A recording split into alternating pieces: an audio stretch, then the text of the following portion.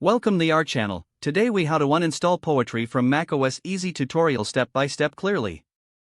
To uninstall Poetry from your macOS, start by opening the Terminal application. You can find Terminal by searching for it in Spotlight or locating it in the Utilities folder within Applications.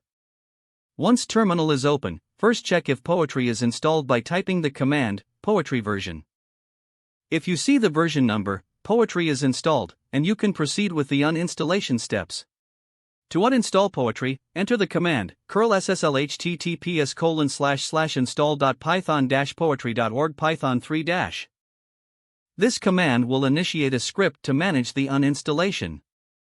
Follow the prompts that appear in the terminal window. If you want to remove Poetry manually, you can delete the Poetry directory. Type $home/.poetry to remove the installation directory. Next, you'll want to remove the Poetry configuration file. Type $home/.config/pypoetry to delete the configuration folder. Lastly, check if there are any remaining environment variables associated with Poetry.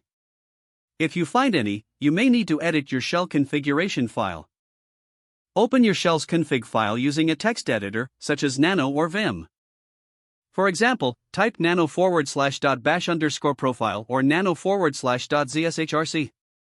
Search for lines that reference Poetry and delete them. Save your changes and exit the editor.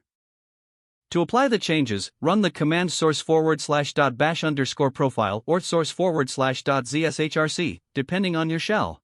You have now successfully uninstalled Poetry from your macOS. To confirm, you can type Poetry version again. If you see a message indicating that the command is not found, the uninstallation was successful. If the page does not load, refresh the browser or try again in a private or incognito window. Make sure you are using the correct email address, then retype it carefully to avoid small typos. If your password is not accepted, use the reset option and create a new strong password you can remember. Check your spam folder for verification or security emails, then complete any requested confirmation steps. Enable two-factor authentication if available to improve account security and reduce unauthorized access risk.